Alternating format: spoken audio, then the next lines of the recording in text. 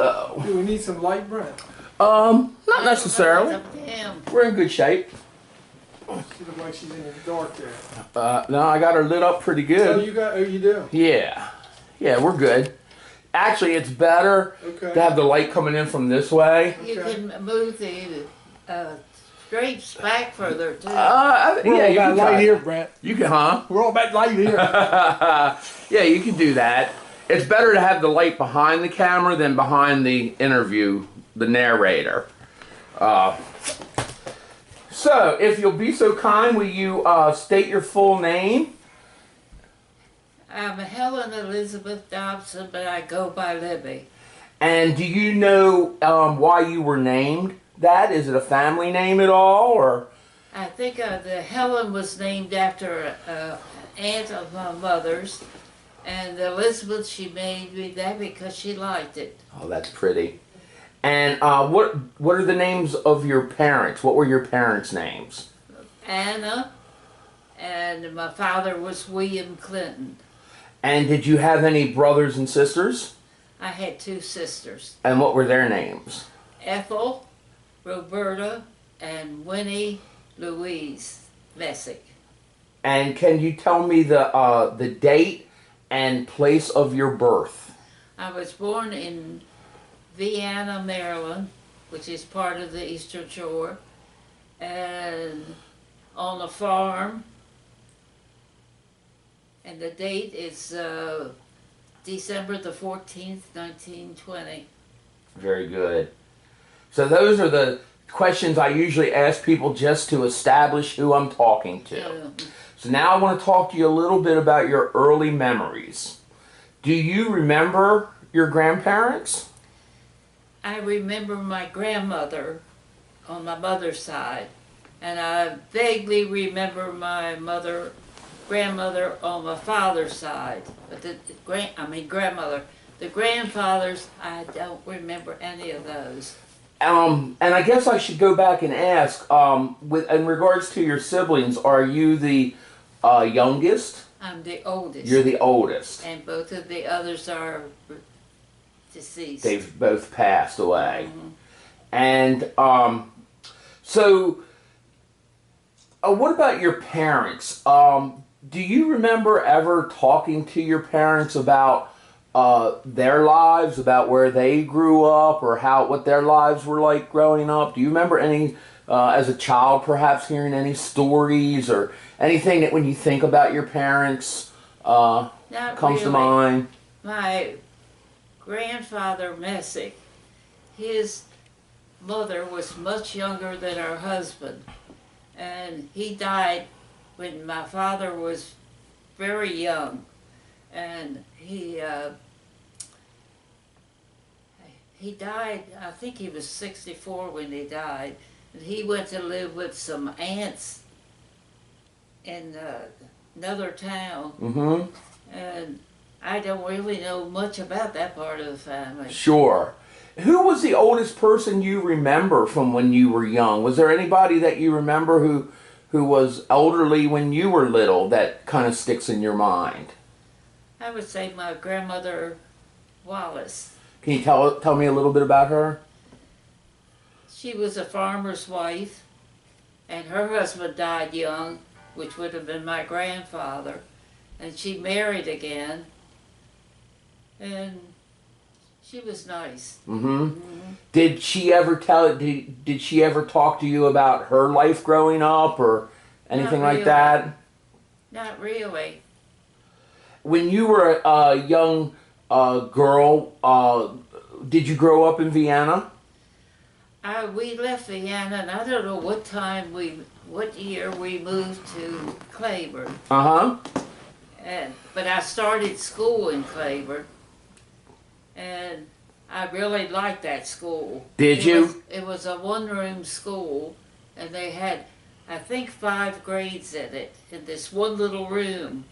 And it was nice. You knew all the children, and you knew where they lived. What about your teacher? Do you remember who your teacher was? Yes, it was a Mrs. Smith, and I've always remembered her. She was nice. What do you remember about her when you think of Mrs. Smith? How nice she was? She was very understanding, although she got on me one time. Tell me about that. She called, my sister was very mouthy, I guess you would say. And she got on her, and I stood up for her, and she told me to sit down and be quiet. So I didn't say anything else. Now, did kids get paddled back then? Did children get paddled by the teacher back in those days? Not really. Oh, good. She was a very sweet teacher. Very good. And when you were little, what were the subjects that you most liked to learn about in school? What were your favorite subjects? I guess history and arithmetic. Okay. Do you still like history and arithmetic? Yes. Oh, that's good. The history kind of caught me in the family, checking them. Okay. Tree. So you're into the genealogy? That's been Yes. something that you've worked on? Did the families on both sides. Oh, that's awesome. Let me ask you this. You mentioned Claiborne. Was Claiborne still a ferry stop at that Yes, point? yes. Do you remember riding the ferries at all? I don't think I ever rode it at that as a child. Sure. But I had to walk about a mile to go to school, this little school. Mm-hmm. And one time it was snowing, and we figured we weren't going to school because it was too nasty. And the boys came from the school, came up with sleds and took us to school. So you ended We up going. thought that was fun. And I guess there was a coal stove in the school. Yes. So every morning, some of the boys probably had to go in and get Yeah. the coal stove going. Correct?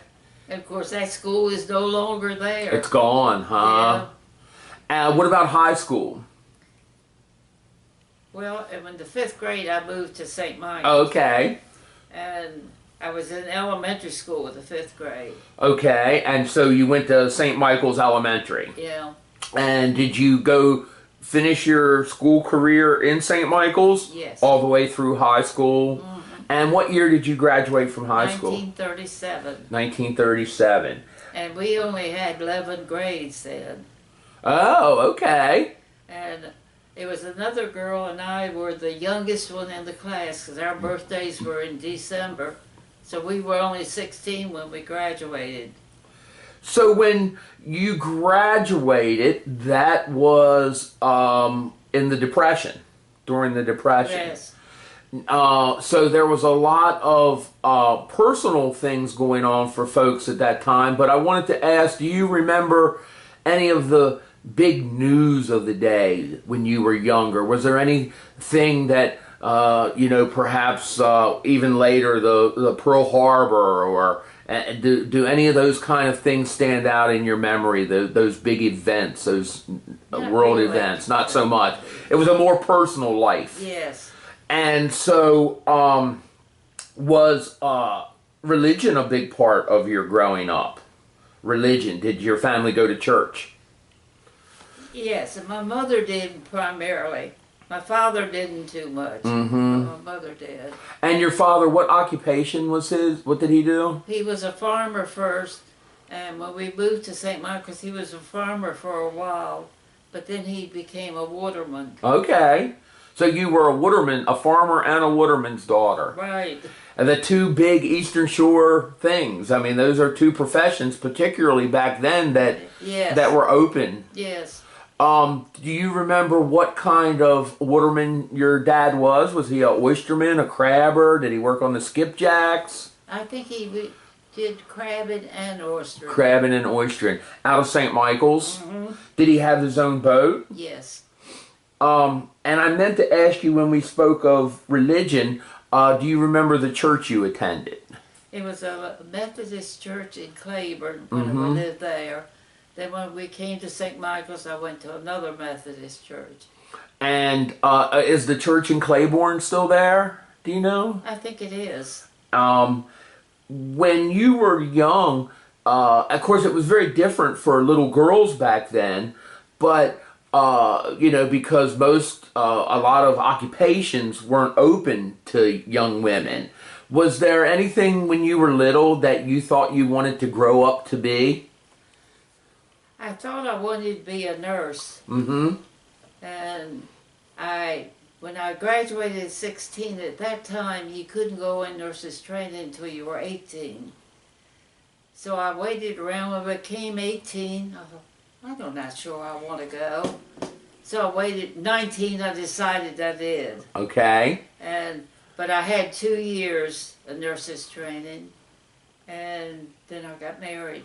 And in those days, when a lady got married, she pretty much stopped working. Well, she couldn't stay in training. Right. Where did that training take place? In Easton Hospital. At Easton Hospital. Mm-hmm. Do you remember anything from those days? Any particular events or anything of those days when you were training that sticks with you still? I remembered some patients, Mm-hmm. but that was about it. And I met my husband while I was in training. So tell me about that. How did you meet your husband? Tell me what your husband's name was and how you met him. Walter Harrison Dobson, and I met him. The nurses congregated at a little restaurant in Easton, and they had a little dance floor in there. And we went to one night, and he was there, and he asked me to dance. All right. And then later, before he left, he asked me for a date later. What kind of dance was it? Do you remember? Was it a waltz? Was it a fast dance? Was it Very simple. very simple? And where was the dance held? It was a restaurant in the Easton, and restaurant. it was somewhere on Washington Street, South Washington. Is it no? What would be South Washington? Which end? South Washington. Yes, there's toward the bypass end, right? Yes. So Well, it's the other direction. The other direction. And so, when he asked you out, did you say yes? Did you say you would go out with him? I think I told him to call me. So he must have called. You did. And so you courted for a while. Yes. And I think it was about a year later we got married. what was his occupation? He was very nice. He was very nice looking man. Uh-huh. And he had a nice personality. He was just nice. Was he from St. Michael's? He was from Oxford. Oxford. Older than you? His birthday is August and mine's in December. Oh, so you were the same age, but you went to different schools, so Right, you didn't know right. each other. And so you hadn't met him until that dance. No. And so you started dating. I want to go back a little bit to your youth again before I get too far afield. I wanted to ask you about growing up and what specific holidays were like. What was Christmas like for you when you were young in your family? We were very close, and we didn't get big items like the kids do today. And we were happy with it. Mm-hmm. And Was there a lot of visiting? Was there a lot of yes. going around and visiting back then at Christmas yes, time? very much. I think television messed that up. Oh, yeah. People stay home and watch TV Yeah. instead of visiting. But that was a big part of the holidays back then, right? The visiting Yes. and breaking bread with your friends and Right. family. And my mother always made a lot of cakes Uh-huh. to serve when people visited. Did she put them in the cans, Yes. which was typical, correct? Yeah. What else do you remember your mother cooking as far as some of your favorite foods that your mom might have made for you at Christmas or any other time? Was your mom a good cook? Yes, she was. I can't remember any specific Sure. one. And no favorite dishes or anything. Is there anything you cook today that you learned to cook from your mother? Yes, macaroni salad. That is that right? My husband liked it, and he wanted me to make it, but I had a hard job getting it to tastes just like my mother's. But finally I got it. He said, that's just right. Was there a trick to it, or was there an ingredient that you? I think it was a seasoning. Because sometimes ladies would leave out one little seasoning when they gave you the recipe, just so theirs would be a hair better than yours. But you finally got it. Yeah, finally got it. What about other holidays? 4th of July, was that a big holiday at all back then, or? I don't think so. Thanksgiving, Easter. We did. So the religious holidays, Easter, Christmas, those were big days. What about birthdays? How did your family celebrate birthdays? They said happy birthday. Go to school. They didn't have a whole lot of money. Right. So they couldn't afford gifts for us. Sure. But they always said happy birthday. There was a lot of love in the family. It was. It sounds like. Mm-hmm. And summertime, when you were not going to school, how did you spend your days as a child in the summer? What did you like to do? Well, a friend and I, my father had a rowboat down the back creek. And my friend and I took the boat one day and went out a little ways. And that's how we learned to swim. Oh, really? It was over our head. So being out on the water was a big thing. Yes. When you were younger. I wanted to ask you a little bit about some more about your husband. What was his profession? He became a state policeman, and he had 34 years with them. And he loved his job. Is that right? Mm-hmm. What did he do as a state policeman? What were some of his duties?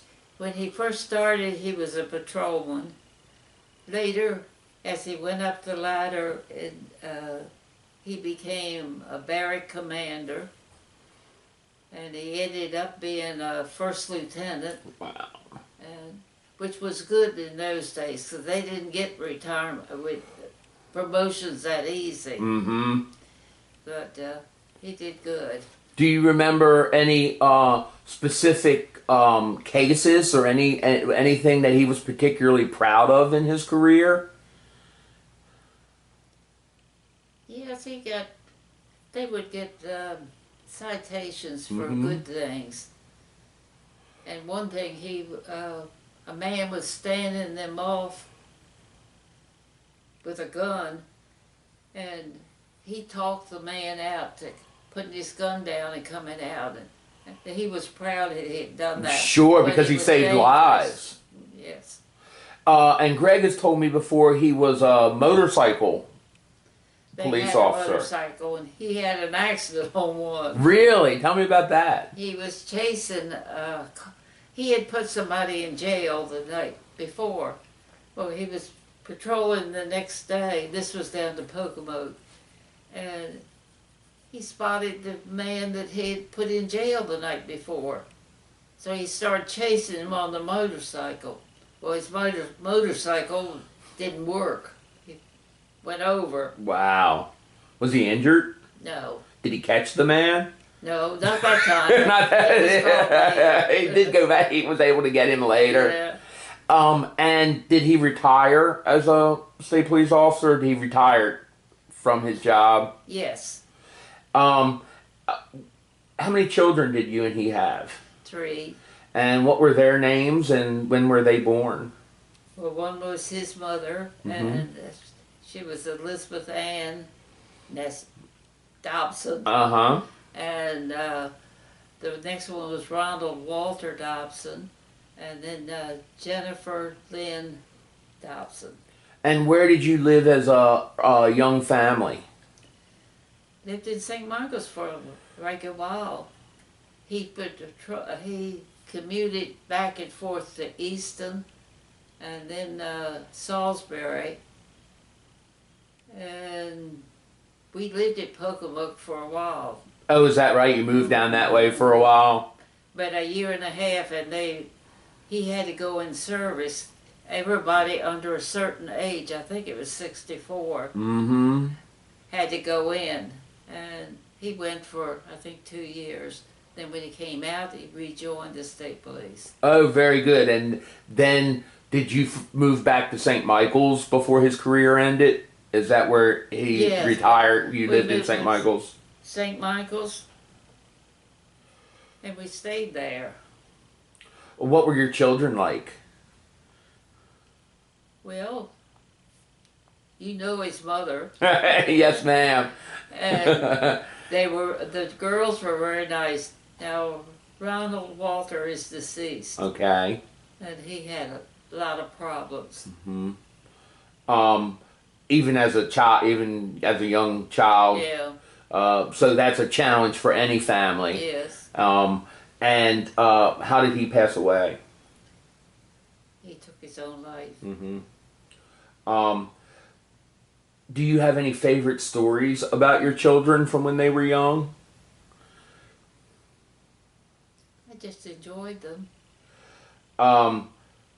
Do you, as they grew, particularly your daughter, how old was your son when he passed away and when he died? I'm not sure, 20-something. So he was in his 20s. So did he have a family? He had 2 children, and they live out in Missouri. How many grandchildren do you have? I have 5 grandchildren, and I think I have 9 great-grandchildren, and I have 3 great-great-children. That's pretty great.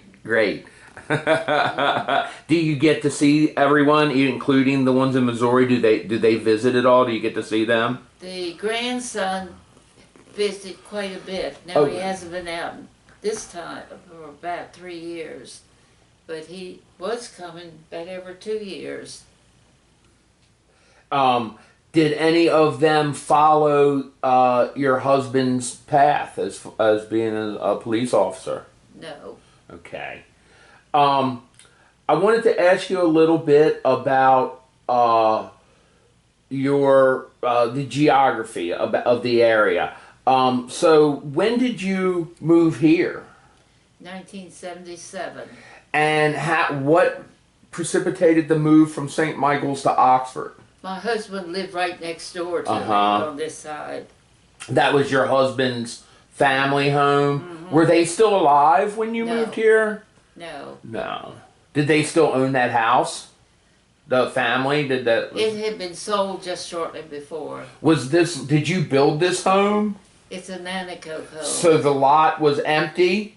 We bought the lot back in 1962, but Uh-huh. we didn't do anything about it until 1977. So you had planned for your retirement Yeah. and for later years to live here. Did your husband, did he survive long enough to live here with you? He lived 7 years after we came. Okay. About 7.5 years.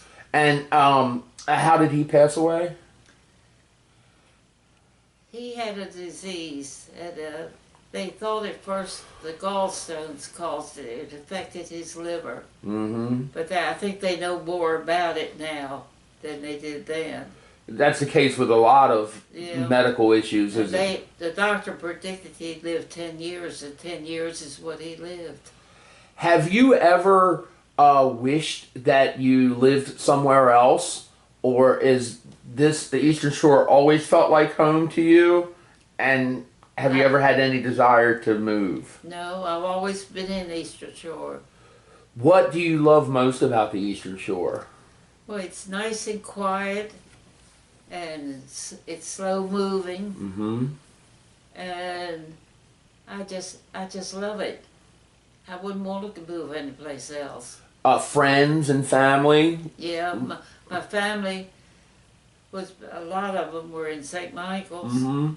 and of course when the children got married, they moved to Pocomoke, and Jenny, she went and became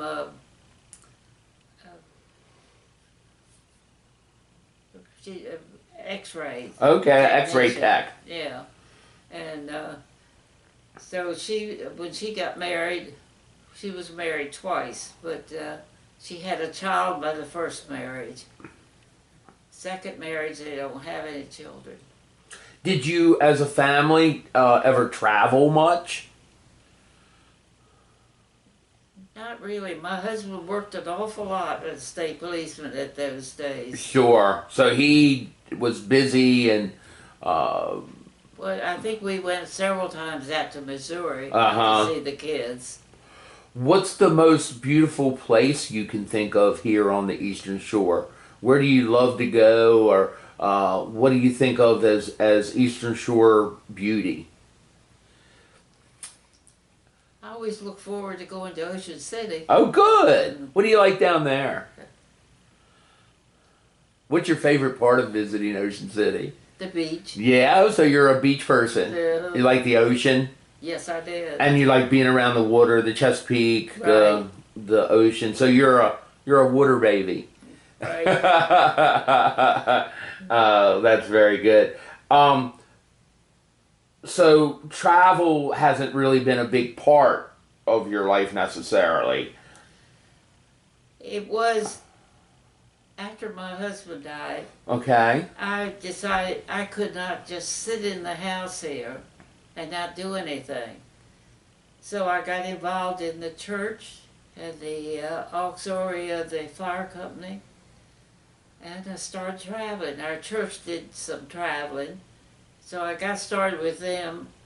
Then a minister down to Betty's place, he did trips, and we went overseas quite a bit. Where are some of the places you've been?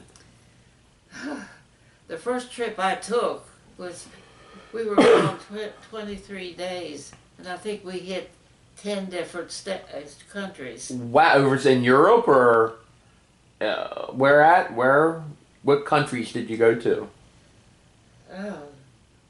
Mostly, well, we started out in England. Uh-huh. I went to Germany, and we went through, some of them we just went through Sure. briefly. And then later, we went to, we took special trips. Germany, and we went to, I can't think of it now, Africa. Wow. To Tanzania? yeah, not Tanzania, the other one, Kenya? Kenya. Uh-huh. And so, That was really, I think, one of my nicest trips. I was going to ask, that must have been amazing. Hmm. Is that one of the most beautiful places you've seen? It wasn't so much beautiful. It was just interesting, very interesting. And we visited, there's a group of people, I don't know, they're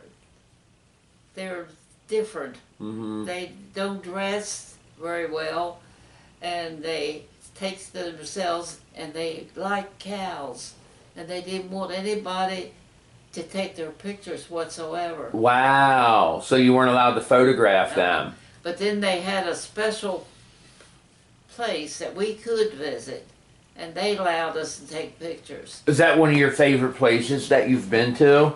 I would say it is. Oh, that's nice. That's awesome that you got that opportunity to travel later in life. And it sounds like you also made a conscious decision to stay busy after your husband passed away. I did. I realized I couldn't sit home. Mm-hmm. And you joined organizations, the church, the Ladies Auxiliary. Do you still belong to those kind of organizations? Yes, I do. You still stay busy. Yeah. How do you spend your days? What are your busy? What do you like to do with your days? Well, right now I had that stroke last year. Uh-huh. I can't do much because I can't drive. Sure. And these girls take me shopping for food and what have you, and doctor's appointments and that sort of thing. Has the stroke, has that been really the first major health issue that you've had? I had a kidney removed back in 1963, I think it was. Wow. So you've been very fortunate with your health. Yes. And you certainly, my mom had a stroke and she had lifelong repercussions from that. You don't seem to have. Most of what I had, I couldn't remember things in the past at first. Has that come back to you? It has come back, but sometimes I have trouble pulling a name up. Sure. But Well, that happens to all of us. yeah. I try to forget Greg's name all the time, and it keeps coming back to me. I wanted to ask you a little bit of some kind of personal questions, but not overly personal. I was wondering, who do you feel like has had, and it doesn't have to be just one person, but who has had a positive influence on your life, either growing up or as an adult? Who do you look back and feel like that was someone, and perhaps it's someone in your family or a neighbor, someone who you didn't expect, but someone who's had a positive influence on you? Well, I guess my parents, first of all. Uh-huh.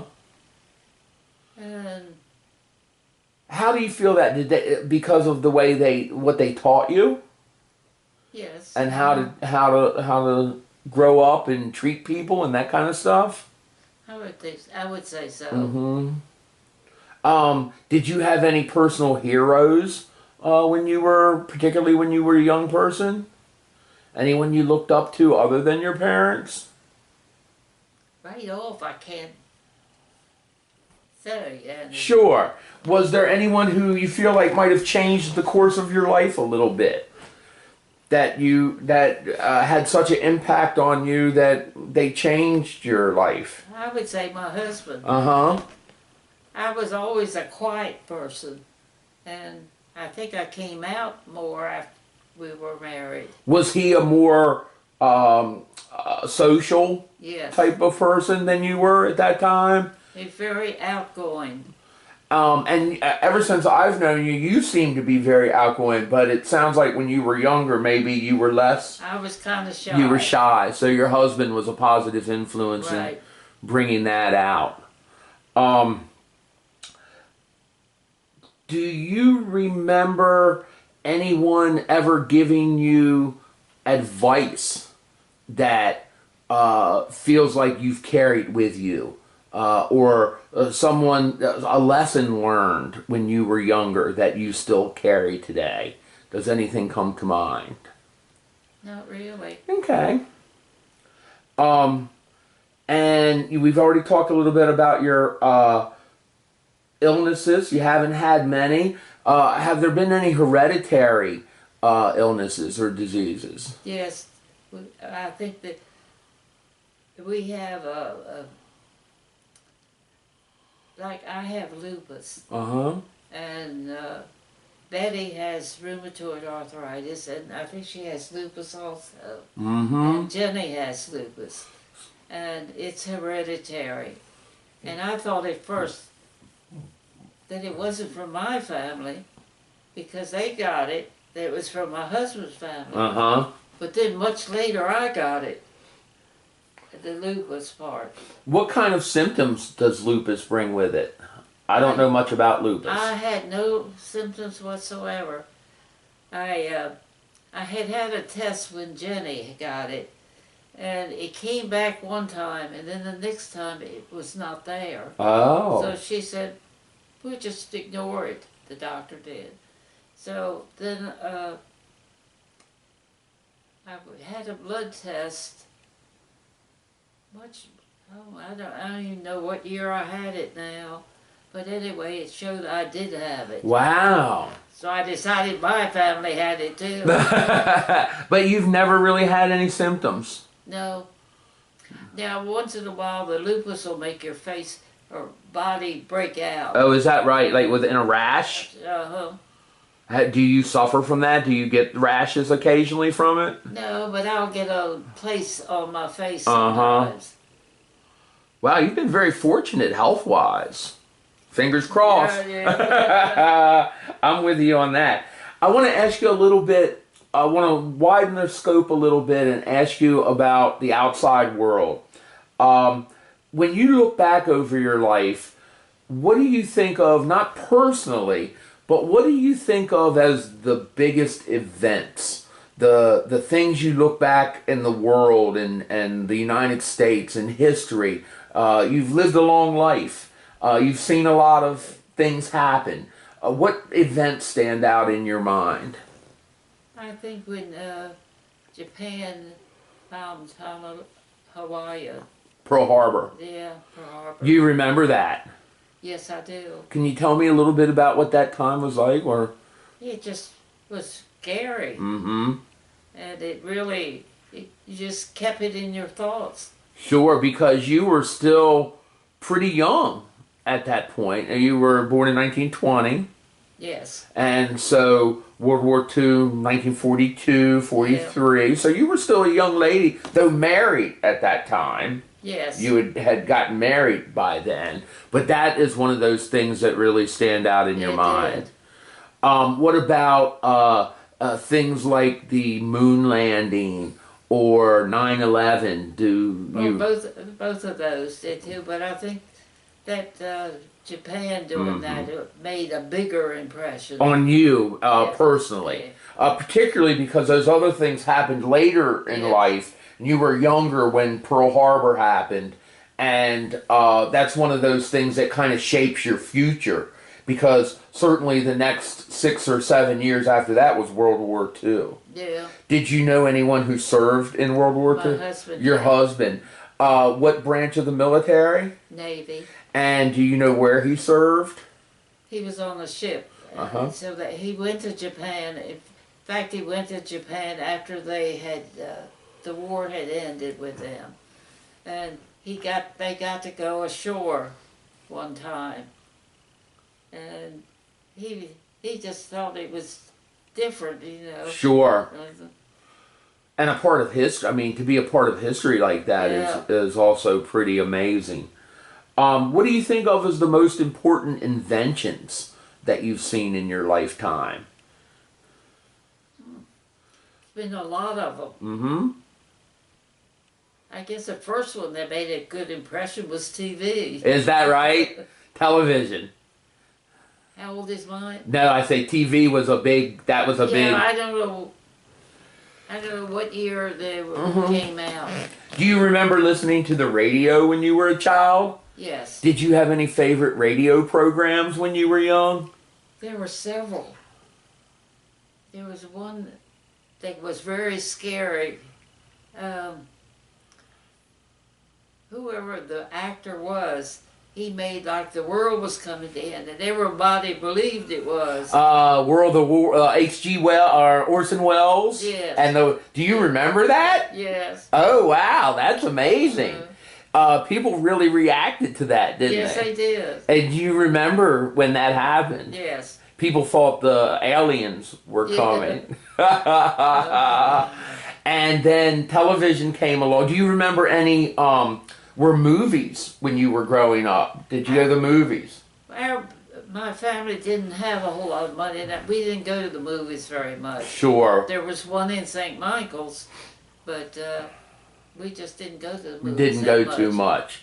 And so when television came along, that allowed people to watch at home. They didn't have to go. Did you have any particular early days of television? Did you have any particular shows or television stars that you liked? Was there anything that stands out in your mind as particular favorites? Not particularly right now. I think I just liked them all. How is the world different now, do you think, than it was when you were younger? What are some of the biggest differences do you see in the world today? You're not just talking about... not personal, just in general, like how things have changed, and how do you see that? There's been a lot of changes, and not all of them are good. What do you think the biggest problems facing our world today are? What are the challenges? What do you see as the biggest problems that we face? I'm not really up on that. Sure. What about locally? How have things changed here in St. Michael's and Oxford? Have you seen changes there? There's St. Michael's, and it was very quiet, and it isn't anymore. It's become a tourist area, Mm-hmm. and It's just different now. Is it better, or is it not as good, or is it just different? It's different, but I like the quietness of thing. Right. I knew most people in St. Michael's. But now that if I walked up the street, I don't think I'd meet anybody I know. Of course, I know I'm 97, and most of my friends are gone. But still, that makes when you were growing up and younger, growing up in St. Michael's, when it was a quiet little waterfront It was town, very quiet. and people knew each other. Did you know? Do you want the names of some of the businesses? Yes, ma'am. That would be great. You know, we had a movie, and there was 2 drugstores, and one of them I worked in when I graduated, because I was only 16 and I couldn't do what I wanted to do. What was the name of that drugstore? We called it Johnson's, I think. It had several owners, but I think Johnson's was one of them. It was when I worked there, and I worked there for, I think, not quite 3 years when I went in nurses training. What did you do at the drugstore? I was in the soda fountain. Oh! Then I gradually did some of the other stuff on the other side of the store. So at the soda fountain, did they serve food, or just ice creams and Ice cream sodas? and sandwiches. Oh, ice cream and sandwiches. So you made milkshakes and Yes. that kind of stuff. And were most of the clientele, I guess, were all locals for the most part? You're the people who came to the store. Yeah. Not like it is today. No. Out there. One thing I meant to ask you when we were talking about travel, do you still go? Do you still have opportunity to go across the Bay Bridge much? Have you been over there in recent years? No, I haven't. When you used to travel and you would come home and cross that Bay Bridge, was there any certain feeling that you would get? Yes. Oh, it's good to be this close to home and be near my family. Mm-hmm. And just the land just looks great It's a relief to come across Yeah, that it bridge, is. isn't it? and happy. Because I think most people here on the Eastern Shore agree with you that there's something special about It this is. place. I wouldn't want to live anywhere else. No place in this world would you rather live. Stay right on the Eastern Shore. That's my girl. One of the things I wanted to ask you specifically, Greg and I have talked a little bit about your husband racing boats. Tell me a little bit about that. Do you remember when he got into it? And Well, his family members of his family had been log canoe racers. And he always wanted to do it, and he found this boat. I've forgotten where it was now, but anyway, he had to redo it. And it took him about 4 years to do it on his days off. And he finally got it ready to sail. And he wanted me to go with him one time, because I was scared of sailboats. And so he just put one sail on it, and I went with him, and I enjoyed it. But I didn't go anymore. Is that right? Did he race for a long time? Did he race log canoes for many years, or? I think he'd raced it maybe about 7 years. And did he win? Do you ever He remember? came close, but he didn't win. but he had a lot of fun. Yeah. And what He kind? upset a lot. Did he? What kind of crew goes out on a log canoe for racing? How many people? It's about 6 on the boards, Mm-hmm. and then there's the captain. There's one on the back of it, Outrigger. brother. Outrigger. Yeah, outrigger. Uh-huh. And that's about it. So I imagine the crew were all friends of his, family members. Who made up his crew? I think Greg, didn't you go once? Mm-hmm. And I think Jenny went, my daughter, Mm-hmm. and the others were friends, Mhm. or he recruited them, Sure. because you had to have so many on it. And so it was a real family, even though you only really went out that one time. It was still a very much family. Because I always was in a speedboat, or not speedboat, or motorboat Uh-huh. that was following it. So you would watch from the motorboat. Right. That's a little more comfortable. But I kept urging them to win. You were rooting them on. You were the cheerleader. That's amazing. Do you look back on those times fondly? Yes, I do. Were those some of your favorite Yes. times when you look back? What are some of your other favorite memories when you look back on your life? What can you think of anything that you're particularly fond of? Fond memories. I guess when my children were born. Mm-hmm.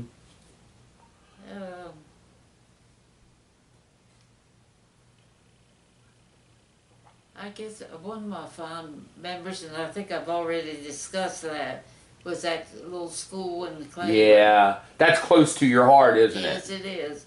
It was very good. That and remind me again what your teacher's name was. Mrs. Smith. Mrs. Smith. And so she's a personality that stands out Right. in your mind as well. And she always, even though I left Claiborne and moved to St. Michael's, if I saw her, she always remembered me. That's sweet. And of course, I always remembered her too. Sure. And you also, as you mentioned, with this being a close-knit community, you would see people later on Yes. throughout the years, different places, and Because most of them had to come to St. Michael's to do their shopping. sure. Did you ever spend any time in Tillman Island? What was Tillman Island like back then? I really didn't go that much there Sure. as a young child. It was even more of a Waterman's Yes, it was. kind of a hard scrabble, little tough place. Yeah. I've always heard. In fact, Jenny's first husband was from Tillman. He was a Tillman Islander. Was he a Waterman? Yes. Yeah. Watermen are a different breed of people, aren't they? Yes, they are. Very independent-minded. Especially down to Tillman. Yeah, especially down to Tillman. Greg, were there some things that we haven't talked about that you would like your mom to speak on? Maybe in the genealogy, we had some family in Chestertown you were telling me about a few years ago. We have, or was that on Grandpa Dobson's side? Chestertown, Outside Kennedyville, outside there's an old cemetery you sent me to. And I went back in that old cemetery and I showed you pictures of the headstones at this old cemetery and you Is that in recognized- the Kent County? Kent County. Yes, my mother's family was from that area. Okay. And their name was Wallace, but it was spelled W-A-L-L-I-S. Oh, right. That was family from Kent County, your mom's side of the family. Did you know them? I knew some of them, Mm-hmm. and I knew some of them, but I don't remember a whole lot of them. Were there any surprises in your genealogical search? Was there? Yes. Tell me about it. Well, we always had been told that the King of England, he married Wallace Warfield. From Baltimore, That correct? she had to be Wallace, cause part of our family, because it was spelled exactly like it. Well, we finally found out that she was not part of our family, but her father was a friend of a relative of mine, and her father named her for his friend. So named her for the family member. Yeah. Oh, that's interesting, because she was very famous Yes, she was. at that time. It was kind of scandalous, right? Yeah. Because she was the divorcee Yeah, and she married the King of England, right. and he abdicated his throne Right. for her. And so there's that connection, even though you found out that you weren't really related, but there was that family connection. That's amazing. Were there any other surprises in your genealogy?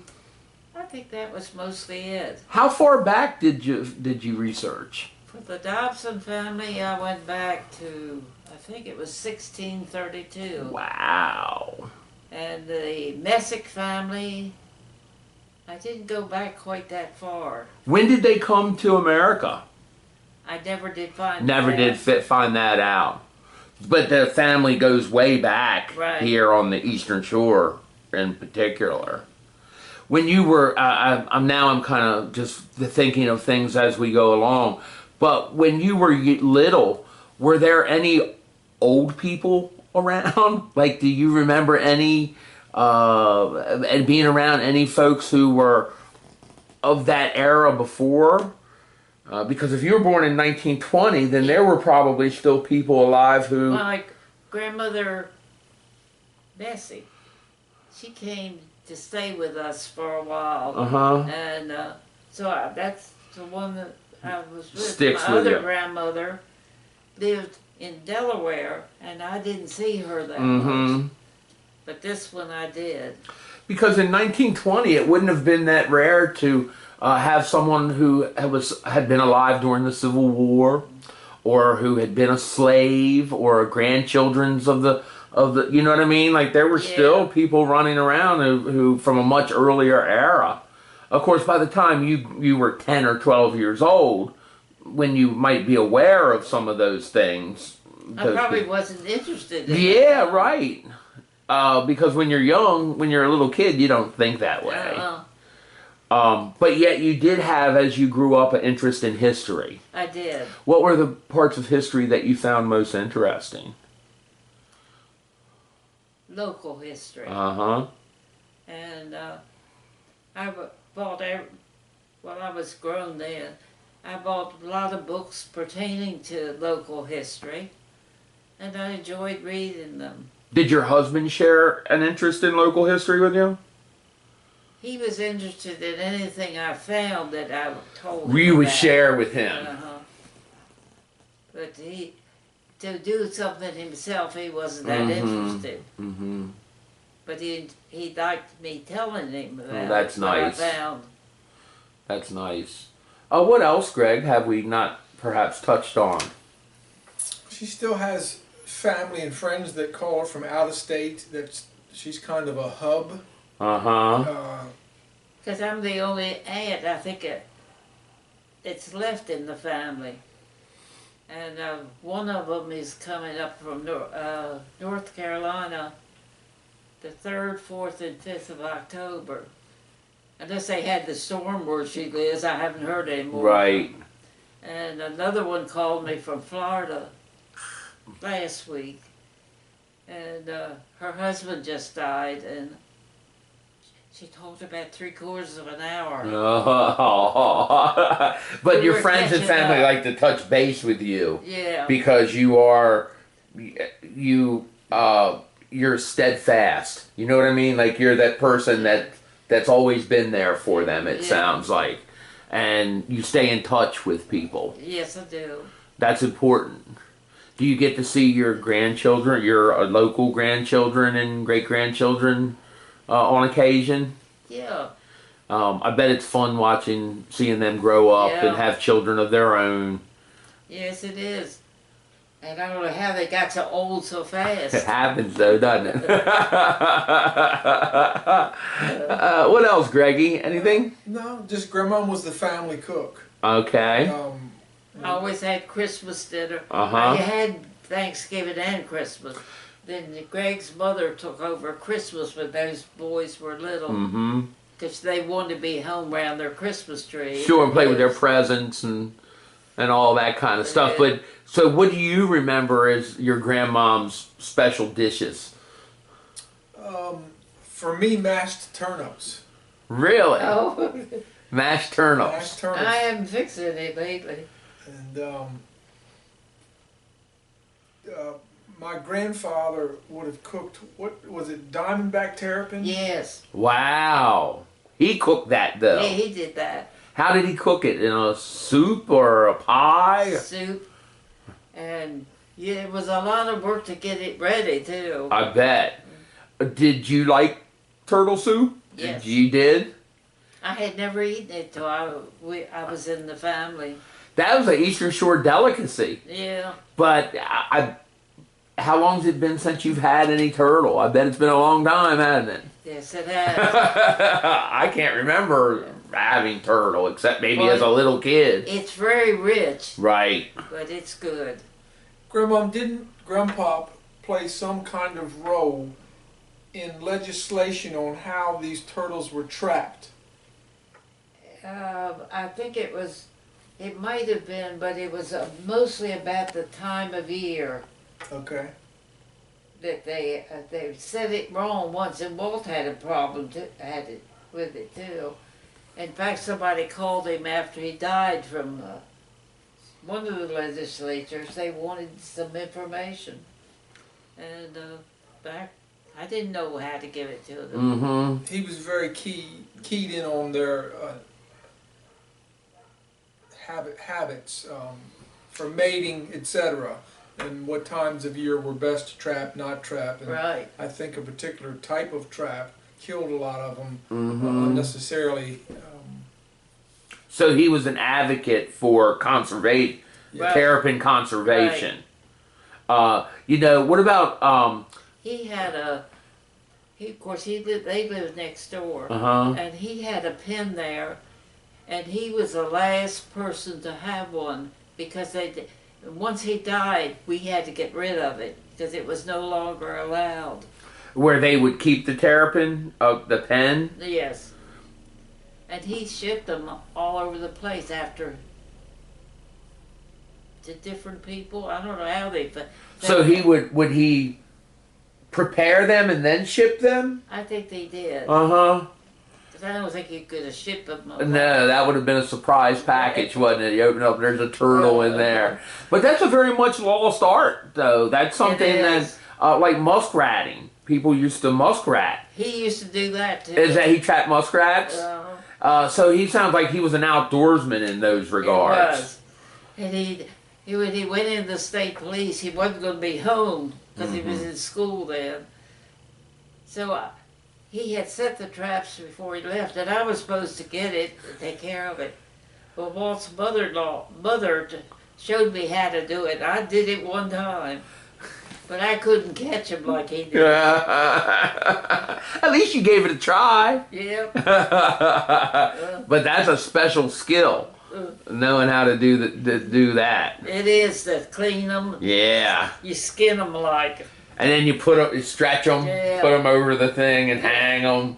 And of course, you don't see that much anymore either. People don't do that like they used to. Did you do it? You knew how to put it on the stretcher. When I was a kid, we used to do it a little bit. My cousins all did it, and I would go out with them. But it wasn't for me either. I wasn't much for it. Plus, it seemed like a lot of work, and they didn't make much money on those. They didn't. My cousin would have 40 skins hanging up, and it seemed like he made $20. I could have made that pumping gas without having to deal with all that stuff. Was your husband a hunter? Did he hunt? Yes, he did. Waterfowl? Deer? And he did deer hunting and rabbit hunting. Rabbit hunting, small game. But he got several deer over the years. Is that right? Can you cook venison? Yeah. Not everybody can do that. And goose. Not everybody can cook goose.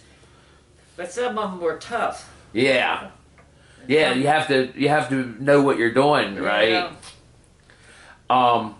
What else, Greggy? Anything we haven't touched on? Her mother, like her, lived independently, married twice, outlived both of them, died carrying trash down the sidewalk. At a advanced age? Later 80s. She was 89, I think. Wow. Tough. You come from a long line of tough women, it sounds like.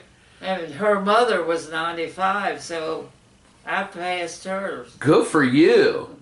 And you seem like in such good health.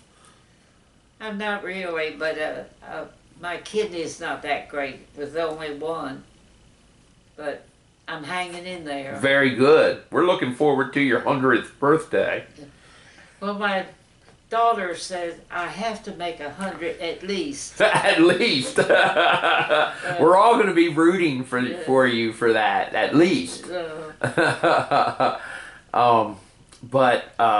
I don't have a lot else. Okay. I really appreciate your time. I hope this has been enjoyable for you. It has. Is there anything that you've thought about that you'd like to mention or tell us that we haven't touched on? Is there anything that on your mind? Any thoughts about the Eastern Shore or about your life or anything that you'd like people to remember?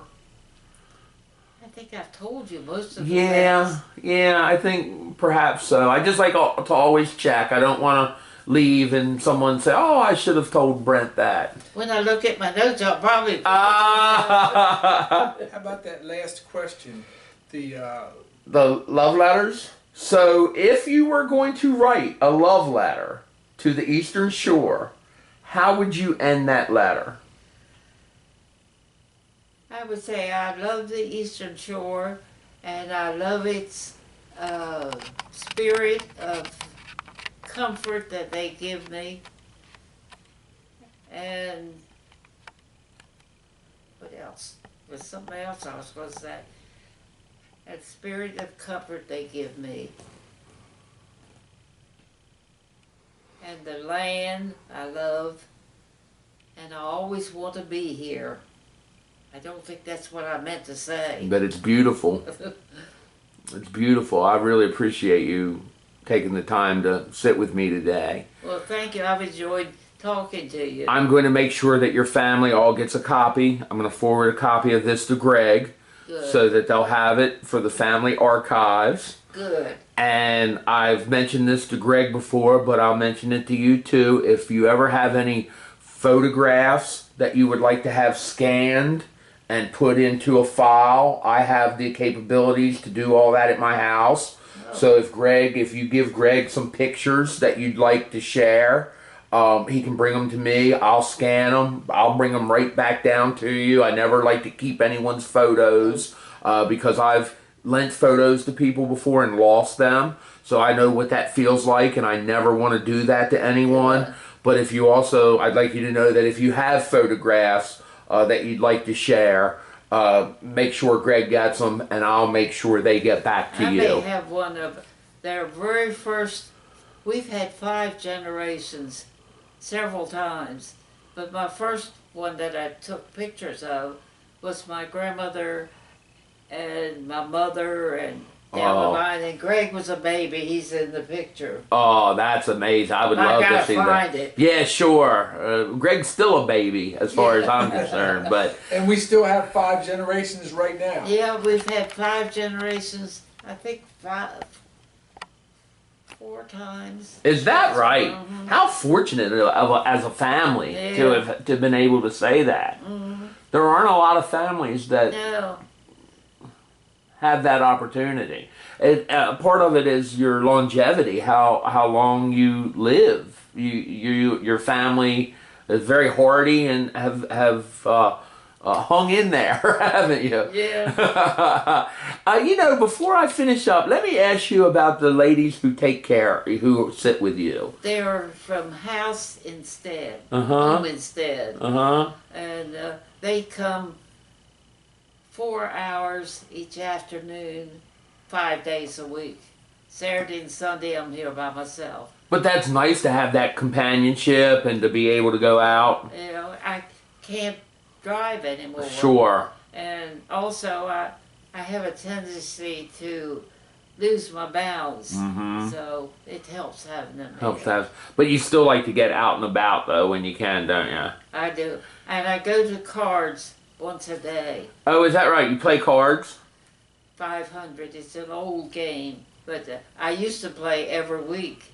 But now then, one other woman lives here in Oxford, and she picks me up, and we play every other week. Oh, that's good though. Hmm. Do you win?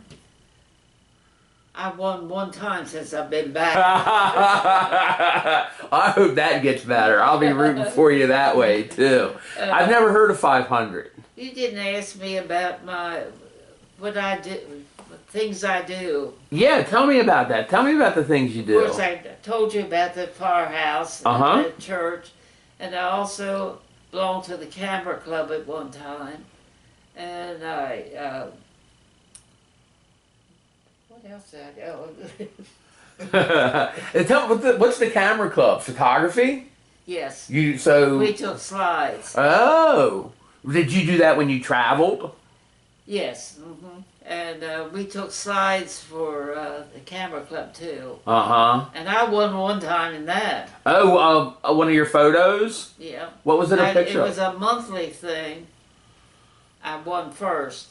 Then when they did the yearly thing, someone would complain that the people that traveled had more chance of winning. So I got third for the year. That's not right. What were your winning photographs?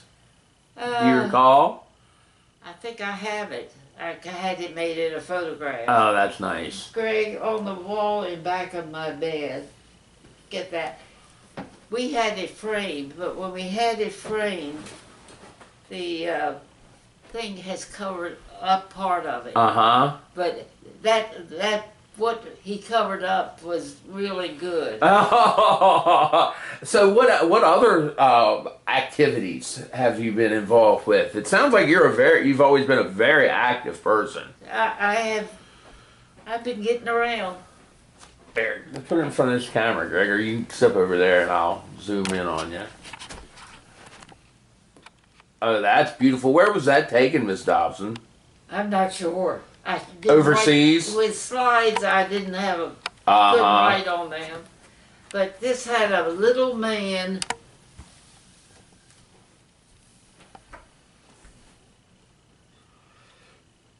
Where'd that little man go? It was this is not the picture. I don't You said, did you mean right behind your headboard? That's where I thought it was. Okay, let me see what else you got. We got There was a little man. fence in back of him on the side. Look for a little man and in a that fence. little man was sitting on the fence, and he made the picture. Right. And that was one of your I just noticed, are those cat's meows up there that you have? My wife collects those too. Oh, does she? But she has like the ones from Kent Narrows and Queenstown and like where we live. Yeah. That's all St. Michael's that you have up there? Some of them are just pictures. Oh. There's one of the Oxford Church. The community center. St. Michael's Church. Oh yeah. And then there's some of them in the travels. Those are really neat. And I'm looking at those pictures behind you. Those are beautiful too with the... This is a picture. That is. I see part of that man's foot. Greg, we found the man's foot. I got him, Greg. Okay. So he is in that one. Yeah. But he all except for his leg, that's all it's got there. That's beautiful work though. I enjoyed doing that when I was doing it. Oh, that's Walt. I thought you could show him a picture of your husband. Here, yep, hold that up, Greg. Let me zoom in on that. That's your husband. That's the love of your life. He was getting ready to retire. Is that right? You say he lived 7 years after he retired? Yes. Yeah. So he was another very active person. Yes, he was. That's beautiful. Look at all those badges. That's amazing, Mrs. Dobson. Mm-hmm. He was on the pistol team. Is that right? A marksman. Yeah. He was a marksman. He got a lot of... Oh, okay, that's a log canoe. That's a log canoe. Is that what's up on the behind those two pictures there too? Or no, they're skipjacks or something, aren't they? So that's what they would have raced. Uh-huh. Picture of him racing. Greg, what do you remember about racing with your grandfather that one time? He was... Actually, I raced with him many times. Uh-huh. And I usually sat on the outrigger. When the boats moved swiftly, if there was a lot of wind and we were heeled over, it would require a lot of boardsmen. And sometimes when you got moving fast enough, riding on the outrigger you would tend the mainsail, Yeah. and you had so that was your basically job was to tend this mainsail on the back end, and when you got moving fast enough, that outrigger that you sat on would drop below the water, so you may be waist deep underwater. Wow. In drag, and the hardest part about that would be when the sea nettles were bad. Uh-huh. And so typically what we would do is wear long pants and then take rubber bands or rope and tie those legs off so that they couldn't run up. But occasionally they would break or let go, or you didn't think to bring your rope or rubber band down. And you might come home with a whole lot of sea nettle stings upside. I want to be on the power boat with your grandma. I don't want to be in the log canoe with you and your grandpa. Jenny did on the same thing that Greg did on the boat when she was doing it. That's exciting. That's nice too that the family was able to participate in that. Did you guys win? Do you ever remember winning? We had a heavy haul, Uh-huh. and it was known in the fleet. So, you know, you could spend a lot of time developing these canoes to race, and then find out that the odds were a little bit against you because of their weight or their design. But you, like she said, Grandpa would have put 4 years into it, so you could have had so much devotion and time that you were going to race what you had built and created. There's a gentleman, the judge, he's still alive and has a few boats now in it. And apparently Judge North. Oh yeah. And he would have spent a whole lot of money, I've heard, in redesigning one of the fastest boats in the fleet. And once complete, found that now it's slower than it used to be. Wow. So it's such an art and a cross your fingers kind of approach when you think you're making changes to these boats. Her husband, my grandfather's boat now, is up in Rock Hall. That gentleman has raced it some, and even 3 weeks ago it was raced again with, coincidentally, a cousin from my other side of the family. That's cool. The daughter, who's like 22 years old, who's David Parkinson's daughter, would have sailed, coincidentally, gotten a call, said, "Hey, we heard you're a good sailor. You want to come up and try our log canoe up here in Chester River?" He traveled on one of those walls? Yeah, actually, David Parkinson's daughter captained it about 4 weeks ago. And guess what they did? They turned over. That's, well, you know that they have to, like Walt's was a longboat, and the island bird, is it, the small one, you have to allow it time. And one time, Walt, we thought he was first, but then when they allowed the bird the time, the bird was first. Right. How many boats race at one time? Usually about 10. And it's a small fleet. The story goes that the Indians used to build these canoes and then showed the white man, and the white man took it upon himself to turn it into a sailing ship. A sailing ship, but they oystered, I think, out of them. Yeah, they oystered in fact, the boat Walt bought was an oyster boat, and he had to transfer it back to a log canoe. So I know that some log canoes are one big log hollowed out, and then some of them are 2 logs I think Walt's was or more 3 put log. together, and that's more typical. Yes. Because the one logs are smaller, more antique, more his. What was the name of your husband's boat? S.C. Dobson, but the man that bought it has changed the name. Oh. Do you know what their new name is? I can't remember the name. I did have it, but I've forgotten it. So S.C. Dobson was the name of the boat? Was Walt's boat. Was Walt's boat, and who was that named after? S.C. His mother and father. Oh. That was both of their initials. That's beautiful. We have pictures, Grandmama has pictures of the presidential Christmas tree being brought over here and turned into a mast, a sailing mast for the boat at one time. Wow, that's awesome. That's really neat. That's a big part of your family's, not your ancestors' family, but your family's history. It sounds like there was a lot of bonding done with the family over the log canoe racing. You know, I think his father was log canoed. I think he had uncles that did and cousins that did. Mm-hmm. Evidently, this was a log canoe town. Yeah. Yeah, that's really neat. The story goes that the oystermen used those boats primarily in the wintertime, and for fun, they figured out they could throw sails on it and race. Mm-hmm. And then it became a tradition after that. And I think it's the only fleet in the country, as far as I know. That's amazing. And that's a very good example of finding fun where you can find it. Yeah. Making your own fun. Well, he enjoyed it. Yeah. And brought you all together in a lot of ways, too. And he worked a long time on it. And then each year they had to do a lot of work to prepare it to start sailing the 4th of July. I think it was their first sail. Yeah. Grandpa was very military oriented. He had a great sense of humor. Mm-hmm. But when business was on, it was business that you handled. Mm-hmm. So many of the boats would have beer on their boats, and you'd hear some laughing and cutting up. Not much of that went on Grandpa's boat. Right, he was serious. He was a military-based person. Mhm. He was in the military, he was in the state police, and he was very successful at all of that. Right, that requires a certain kind of personality.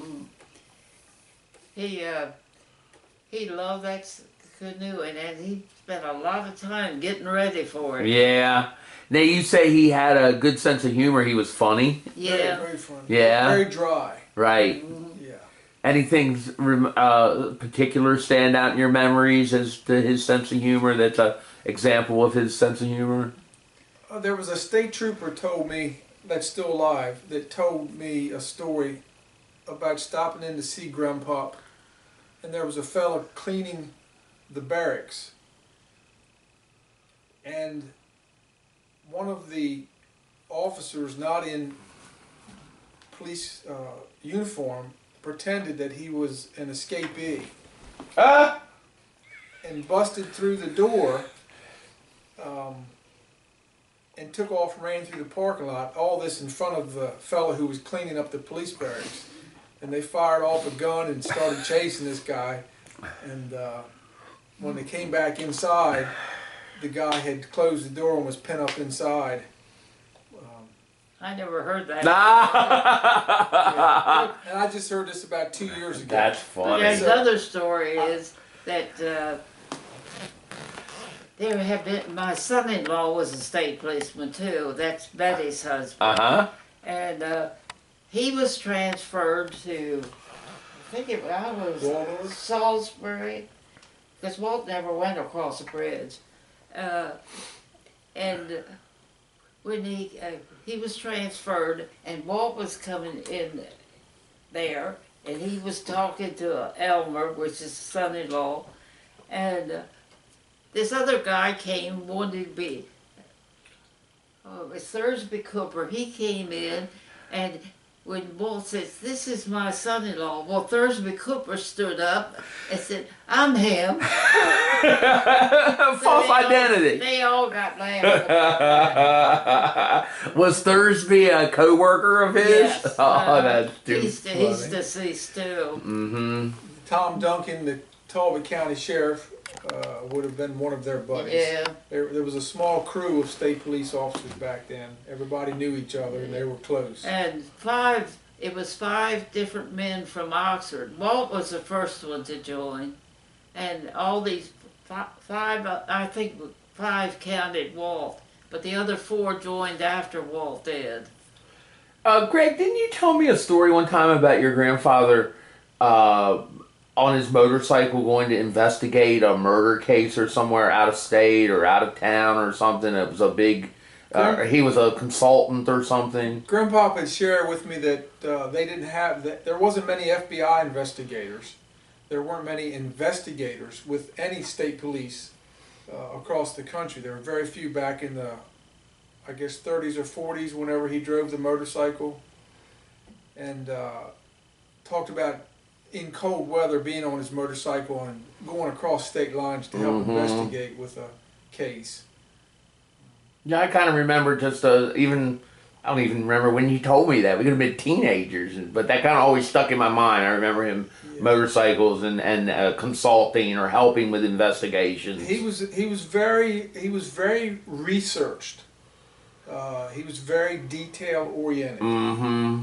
He did climb the ladder of the state police and retired. I would say, how old was Grandpa when he retired? Because he passed at 63, so he probably retired in his 50s. 56. He retired in 1976. And he would have been 50-something years old. Like David, 56, because he was born in 1920 as well. Born in 20. So 76. Yeah, so that'd be 56. About our age. Yeah. But he, without the health issues, he was climbing the ladder fast. But he was very assertive and very researched, and people counted on him and looked to him for a lot of advice. I find it interesting that, like you mentioned, your grandfather retiring at the age we are now. And yet when you were a little boy in 1976, not even ninth graders, eighth graders, ninth graders, that seems old. 50, when you're a kid, 56 seems old. But now we're the age your grandfather was. It's not old now. That's not old now. It's young. We're just kids. But it is odd that that's how life kind of goes. That you look back and go, wow, they seemed so old to me then, but that's the age I am now. Or Mike, or you see it through your children a lot as they grow up and your grandkids. I don't know how my grandchildren got so old. They snuck up on you, didn't they? I really appreciate the time you guys have spent with me today. Well, thank you. It means a lot, and I'll make sure that your family gets copies of this tape. Okay. And with your permission, I'm going to write about you a little bit and use some pictures. Did you get your computer fixed? No. Okay. I bought one of those other things. Like a tablet? I figured at my age, I don't need to spend all that money for On a big computer. This is a, what do you call it? Tablet. Yeah. Can you get internet on that and all? Yes. Okay, so... They've got it set up, but I just got it Sunday. Sure. Well, it'll take me a couple weeks to post anything. I'm a little behind. Okay. But I'll post something. I'll let Greg know when it's up. And then you can go to, I'm going to do a little write-up on our conversation today, if that's okay. Okay. Just to share it with the world. Also, we're working on this documentary. And so I've shot this kind of different than we've been shooting. Like, I would have shot you on Saturday with a bigger camera and all that stuff. So this is a little different. But I'm going to pass this on to them as well, the producers, and let them, if they can fit this in somehow or figure out a way to use it, I hope that's okay. And then, but I definitely... Yes, there's good things about it. Yes, ma'am. Well, there has been no bad. So I don't know how we would find any bad stuff. But it's been quite afternoon. I really appreciate you and taking the time to talk to me. It means a lot. Well, I enjoyed it. Thank you. And I even liked hanging out with your grandson a little bit. He's all right. I do too. He's all right, isn't he? Yes. Definitely. Me and you kind of like him all right. No, we've been buddies since school. He's my oldest grandson. The other two boys... And your favorite. I got that on tape. I won't show that to Keith. Especially if y'all give me $15-20, I won't show it to Keith. No, he and I have been friends since high school. And I think I've met him several times. Yeah, we've been, like I said, the weddings and all that stuff. We've been around, and the stuff at his house. Some of the things my wife and I have been at. So, it's nice sometimes because there are people but you never talk to and know about them. So this is an opportunity for me to find out about your life and your perspectives on things, and that's always good to do, to take time to learn about other people and how they see the world. You sound like you're very interested in a lot of things. Yes, ma'am. I do have a lot of, and history is one of my passions. And but I also love people, and I love talking to people like yourself. I told, I think Greg, I said I felt really comfortable talking to you over the phone. Oh, good. Thank you. I appreciate that. I felt the same way, and I felt that today here too. I feel very welcome, and you know, thank you. She said very comfortable in a scary kind of way.